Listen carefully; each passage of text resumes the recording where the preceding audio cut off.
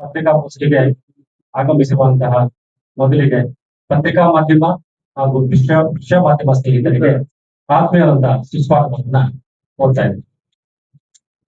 ಹಾಗೆ ಈ ಒಂದು ಪತ್ರಿಕಾಗೋಷ್ಠಿಯನ್ನ ನಡೆಸಿಕೊಳ್ಳಲು ಕರ್ನಾಟಕ ರಾಜ್ಯದ ವಿಧಾನ ಪರಿಷತ್ತಿನ ವಿರೋಧ ಪಕ್ಷದ ನಾಯಕರಾದಂತಹ ಹಾಗೂ ನಿಮ್ಮೆಲ್ಲರ ನೆಚ್ಚಿನ ನಾಯಕರು ಹಾಗೂ ನಿಮ್ಮೆಲ್ಲರಿಗೂ ಚಿರಪರಿಚಿತರಾದಂತಹ ಛಲವಾದಿ ನಾರಾಯಣ ಸಾಮಣ್ಣ ಅವರು ಉಪಸ್ಥಿತರಿದ್ದಾರೆ. ಅವರಿಗೆ ಆತ್ಮೀಯವಾದ ಸ್ವಾಗತವನ್ನ ಕೋರ್ತಾ ಇದ್ದೀನಿ. ಹಾಗೆ ನಮ್ಮ ಭಾರತೀಯ ಜನತಾ ಪಾರ್ಟಿಯ ಜಿಲ್ಲಾಧ್ಯಕ್ಷರಾದಂತಹ ಸಿಕಲ್ ರಾಮಚಂದ್ರ ಗೌಡರವರು ಉಪಸ್ಥಿತರಿದ್ದಾರೆ. ಅವರು ಕೂಡ ಆತ್ಮೀಯವಾದ ಸುಸ್ವಾಗತವನ್ನ ಕೋರ್ತಾ ಇದ್ದಾರೆ. ಹಾಗೆ ಭಾರತೀಯ ಜನತಾ ಪಾರ್ಟಿಯ ಜಿಲ್ಲಾ ಉಪಾಧ್ಯಕ್ಷರಾದಂತಹ ಹೊರಳುಕೋಟೆ ಕೃಷ್ಣಮೂರ್ತಿ ಅವರು ಉಪಸ್ಥಿತರಿದ್ದಾರೆ.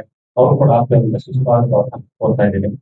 ಹಾಗೆ ನಮ್ಮ ಜಿಲ್ಲಾ ಪ್ರಧಾನ ಕಾರ್ಯದರ್ಶಿಗಳಾದಂತಹ ಕೊಂಡೇರಳ್ಳಿ ಮುರಳಿಯಣ್ಣವರು ಉಪಸ್ಥಿತರಿದ್ದಾರೆ. ಅವರು ಕೂಡ ಮೇಲಿರ್ತಕ್ಕಂಥ ನಮ್ಮೆಲ್ಲರ ನಾಯಕರು, ವಿಧಾನ ಪರಿಷತ್ನ ವಿರೋಧ ಪಕ್ಷ ನಾಯಕರಾದ ಛಲವಾದಿ ನಾರಾಯಣಸ್ವಾಮಿಯವರೇ, ಜೊತೆಗೆ ನಮ್ಮ ಬಿಜೆಪಿಯ ಎಲ್ಲಾ ಮುಖಂಡರು ಇವತ್ತು ಈ ಪತ್ರಿಕಾಗೋಷ್ಠಿಯ ಉದ್ದೇಶ ಪ್ರಾಸ್ತಾವಿಕವಾಗಿ ಎರಡು ಮಾತು ಹೇಳ್ತೀನಿ. ತದನಂತರ ವಿಸ್ತಾರವಾಗಿ ಒಂದೊಂದನ್ನಾಗಿ ಬಿಚ್ಚಿಡ್ತಕ್ಕಂಥ ಕಾಂಗ್ರೆಸ್ನ ನಡೆ ಏನಾಗ್ತಾ ಇರ್ತಕ್ಕಂಥದ್ದು ಬಿಚ್ಚಿಡ್ತಕ್ಕಂಥ ಕೆಲಸ ಇವತ್ತು ನಮ್ಮ ನಾಯಕರಾದ ಛಲವಾದಿ ನಾರಾಯಣಸ್ವಾಮಿ ಹೇಳ್ತಾರೆ. ಇವತ್ತು ಏನು 3 ವರ್ಷ ಕಾಂಗ್ರೆಸ್ ಸರ್ಕಾರದ ಸಾಧನೆಗಳನ್ನ ಒಂದು ಸಮಾವೇಶ ಮಾಡ್ತಾ ಇದ್ದಾರೆ. ಇಡೀ ರಾಜ್ಯದಲ್ಲಿ ಕಾಂಗ್ರೆಸ್ ಸರ್ಕಾರ ಬಂದಾದ್ಮೇಲೆ 3 ವರ್ಷದಲ್ಲಿ ಒಂದೇ ಒಂದು ಕಾರ್ಯಕ್ರಮ ಕೂಡ ಹೊಸದಾಗಿ ಕೊಡ್ತಕ್ಕಂಥ ಕಾರ್ಯಕ್ರಮ ತಗೊಂಡಿಲ್ಲ. ಆದ್ರೆ ಎಷ್ಟು ಮಟ್ಟಕ್ಕೆ ಕೆಟ್ಟಿದೆ ಅಂತಕ್ಕಂಥದ್ದು ಕಾರ್ಯಕ್ರಮಗಳ ಬಗ್ಗೆ ಇವತ್ತು ನಮ್ಮ ಹತ್ರ ಒಂದು ಲಿಸ್ಟ್ ಇದೆ. ಛಲವಾದಿ ನಾರಾಯಣಸ್ವಾಮಿ ಅವರು ಅದನ್ನು ಬಿಡಿಸಿ ಹೇಳ್ಬೇಕಂತ ವಿನಂತಿ. ಕಾಂಗ್ರೆಸ್ ಸರ್ಕಾರ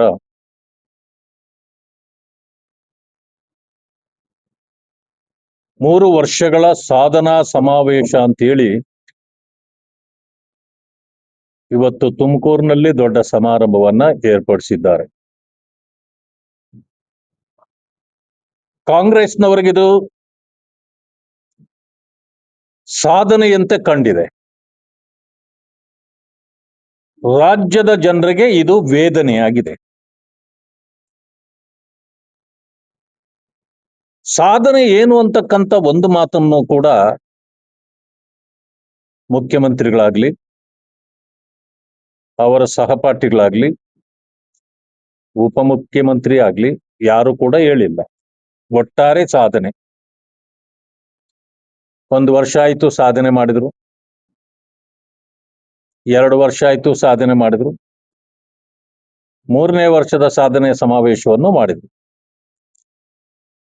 ಬಹುಶಃ ಕಿತ್ತಾಡದೆ ಇದ್ರೆ ಇನ್ನೂ 2 ವರ್ಷ ಮಾಡ್ತಾರೆ. ಆದ್ರೆ ಪ್ರಯೋಜನ ಏನು ಅನ್ನೋದು ಯಾರಿಗೂ ಏನು ಆಗಿಲ್ಲ. ಒಟ್ಟಾರೆ ಹೇಳೋದಾದ್ರೆ ಈ ಕಾಂಗ್ರೆಸ್ ಸರ್ಕಾರ ಕಳ್ಳರ ಸಂತೆ ಇದ್ದ ಹಾಗೆ. ಅಲ್ಲಿರುವ ಎಲ್ಲರೂ ಕಳ್ಳರೇ ಆದ್ರೆ ಅದೊಂದು ಸಂತೆ. ಅವರನ್ನ ಪ್ರಶ್ನೆ ಮಾಡೋರು ಅವ್ರ ಪಕ್ಷದಲ್ಲೇ ಯಾರೂ ಇಲ್ಲ. ಜನರು ಪ್ರಶ್ನೆ ಮಾಡಿದ್ರು ಅವ್ರಿಗೆ ಕೇಳೋದಿಲ್ಲ. ಅವ್ರಿಗೊಂದು ಅನಿಸಿದೆ, ಜನ ನಮಗೆ ಹೆಚ್ಚು ಸ್ಥಾನಗಳನ್ನ ಕೊಟ್ಟು ಬಿಟ್ಟಿದ್ದಾರೆ. ಏನು ಹೇಳಿದ್ರು ಏನು, ವಿರೋಧ ಪಕ್ಷದವರು ಹೇಳಿದ್ರು ಅವ್ರಿಗೆ ಅದನ್ನ ಕಿವಿಗೆ ಹಾಕೊಳ್ಳದೆ ಪ್ರಜಾಪ್ರಭುತ್ವಕ್ಕೆ ದ್ರೋಹ ಮಾಡ್ತಾ, ಜನರಿಗೆ ವಂಚನೆ ಮಾಡ್ತಾ 5 ವರ್ಷ ಲೂಟಿ ಮಾಡಿ ಹೊರಟೋಗ್ಬೇಕು, ಮುಂದೆ ಆಗೋದೇನಿದ್ರು ಆಮೇಲೆ ನೋಡ್ಕೊಳ್ಳೋಣ ಅನ್ನೋದು ಅವರ ಮನಸ್ಥಿತಿ.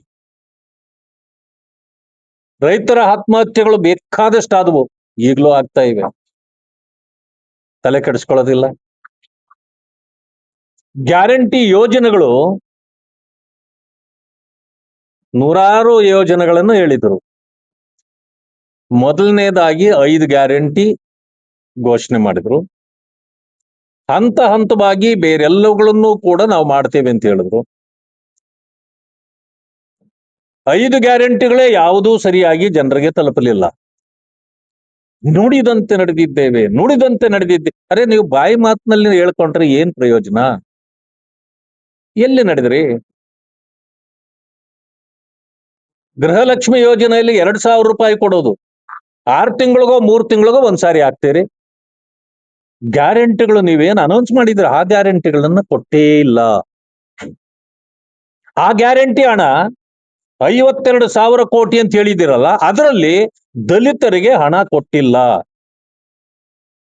ಅವ್ರಿಗಾಗಿ ಅವರ ಅಸೆಟ್ ಕ್ರಿಯೇಟ್ ಮಾಡ್ಲಿಕ್ಕೆ, ಅವರ ವಿದ್ಯೆಗೆ ಫೀಸ್ ಕಟ್ಟಲಿಕ್ಕೆ, ಶಾಲಾ ಕಾಲೇಜುಗಳಿಗೆ ಸೇರ್ಲಿಕ್ಕೆ ಕೊಡ್ಲಿಕ್ಕೆ, ಅವರಿಗೆ ಆಸ್ತಿ ಮಾಡಿಕೊಡ್ಲಿಕ್ಕೆ, ಅಸೆಟ್ ಕ್ರಿಯೇಟ್ ಮಾಡ್ಲಿಕ್ಕೆ ಪರಿಶಿಷ್ಟ ಜಾತಿ ವರ್ಗಗಳಿಗಿಟ್ಟ ಹಣವನ್ನ ನೀವು ಈ ತಾತ್ಕಾಲಿಕ ನಿಮ್ಮ ಯೋಜನೆಗಳು ಅಂತವುಗಳಿಗೆ ಅದನ್ನು ಯೂಸ್ ಮಾಡಿದ್ದೀರಿ.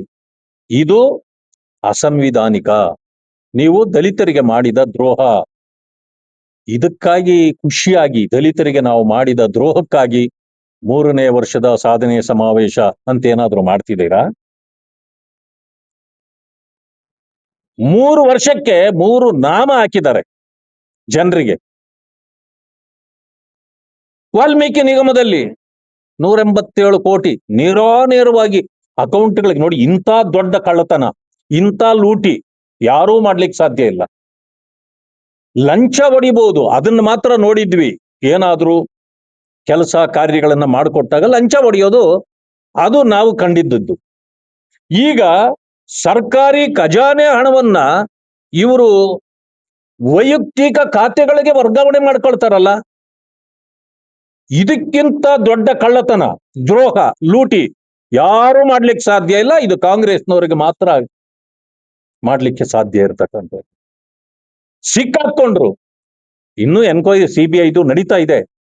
ಅದರ ಮಧ್ಯದಲ್ಲಿ ಆವತ್ತು ಮಂತ್ರಿಗಿರಿಯನ್ನು ಕಳ್ಕೊಂಡ ನಾಗೇಂದ್ರ ಅವರು ಇದುವರೆಗೂ ವಾಪಸ್ ಬರ್ಲಿಕ್ಕೆ ಆಗಿಲ್ಲ. ಯಾಕೆ ಅಂತಂದ್ರೆ ಸಿಕ್ಕಾಕೊಂಡಿದ್ದಾರೆ.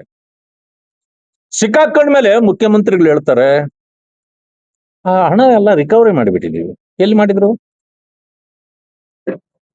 ಮುಖ್ಯಮಂತ್ರಿ ತಾನೇ 14 ಸೈಟ್ಗಳನ್ನ ಕದ್ದು ಮೂಡಾದಲ್ಲಿ,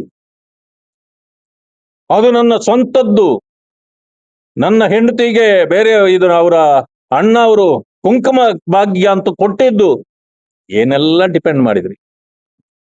ರಾತ್ರಿ ವಾಪಸ್ ಕೊಟ್ಬಿಟ್ರಿ. ಯಾಕೆ? ನಿಮ್ಮ ಸ್ವಂತದ್ದಾದ್ರೆ ಯಾಕೆ ಕೊಟ್ರಿ? ಅಂದ್ರೆ ಕದ್ದು ಮಾಲು, ಅದಕ್ಕೆ ವಾಪಸ್ ಕೊಟ್ಬಿಟ್ರಿ. ಆಯ್ತು. ಯಾರೇ ಕಳ್ಳತನ ಮಾಡಿ ಕದ್ದೋರು ಶಿಕ್ಷೆ ಆಗ್ಬೇಕ ಬೇಡ? ಕಾಂಗ್ರೆಸ್ನ ಹೊಸ ನೀತಿ ಹೊಂದಿದೆ. ಯಾರು ಬೇಕಾದ್ರೂ ಇನ್ಮೇಲೆ ಕದಿಬಹುದು,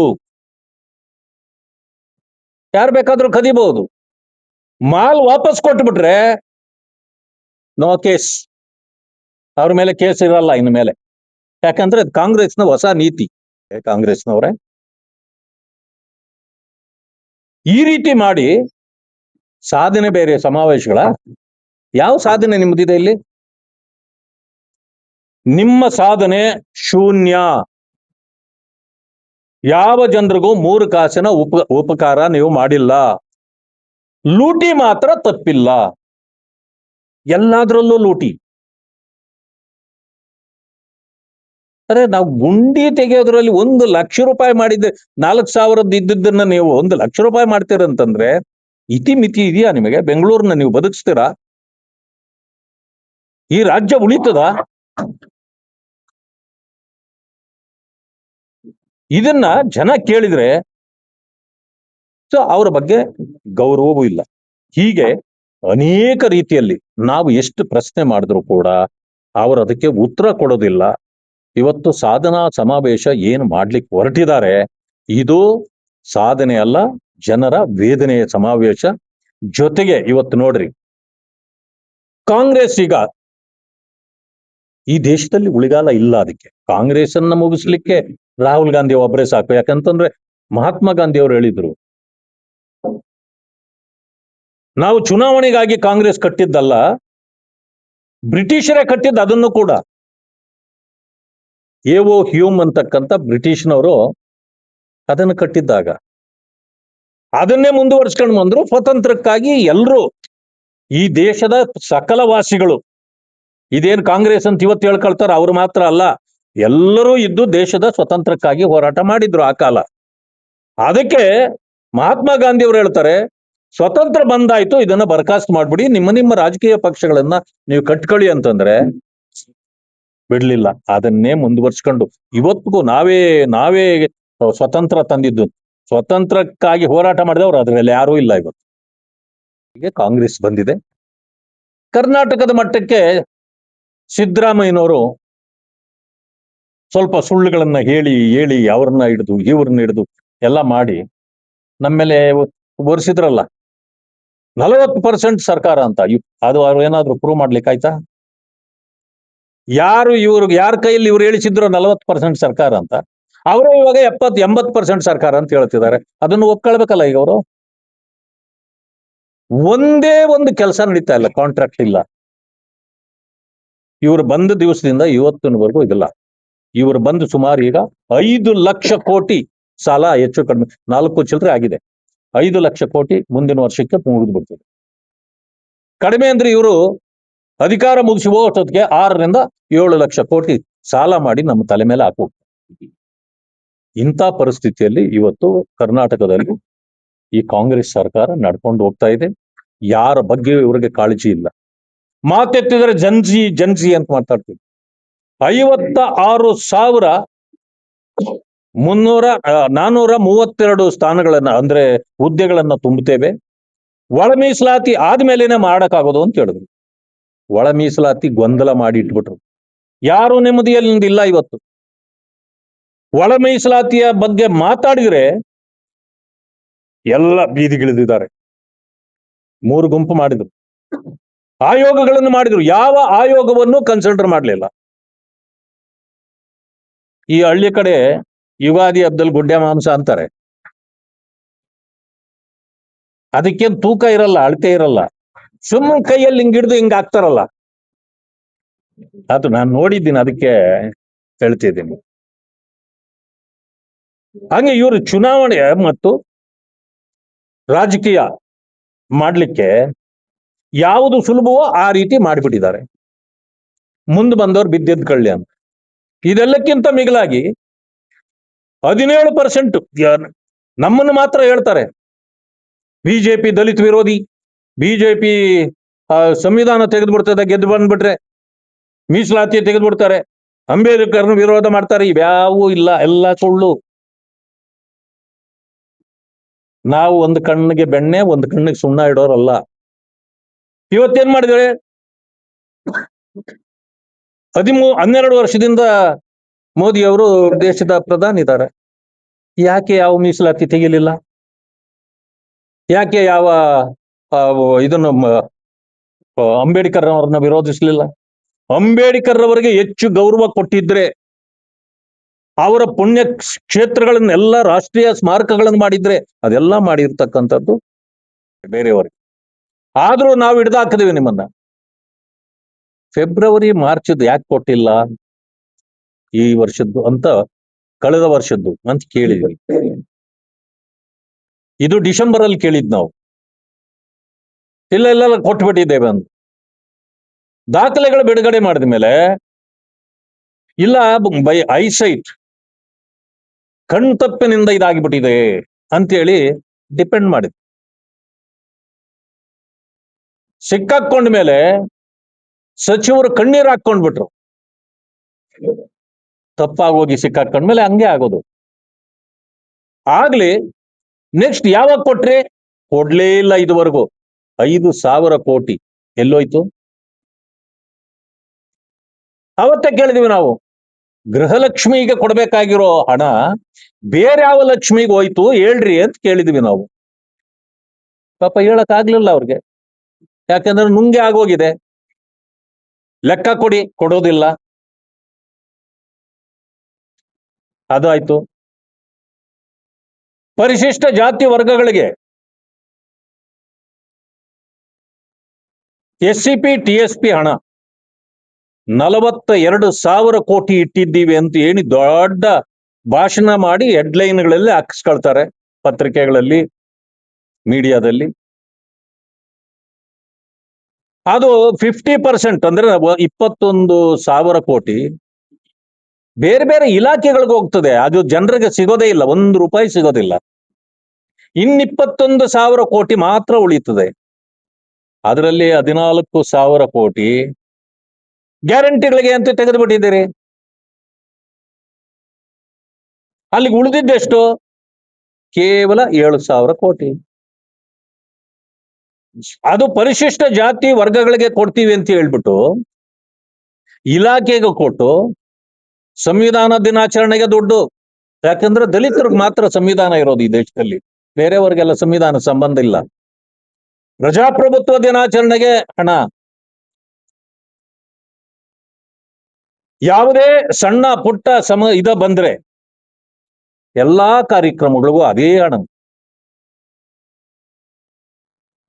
ಮಾನ್ಯ ಮಹದೇವಪ್ಪನವರ ಕ್ಷೇತ್ರದಿಂದ ಬೆಳಗ್ಗೆ ಒಬ್ಬ ಹುಡುಗ ಫೋನ್ ಮಾಡ್ತಾನೆ, ಅಣ್ಣ ನಾನು ಸೋಷಿಯಲ್ ವೆಲ್ಫೇರ್ ಅಲ್ಲಿ ಪರ್ಮಿಷನ್ ತಗೊಂಡು ಆಸ್ಟ್ರೇಲಿಯಾದಲ್ಲಿ ಹೊರದೇಶದಲ್ಲಿ ಓದ್ಲಿಕ್ಕೆ ನನ್ನ ಮಗಳನ್ನ ಕಳಿಸಿದೆ.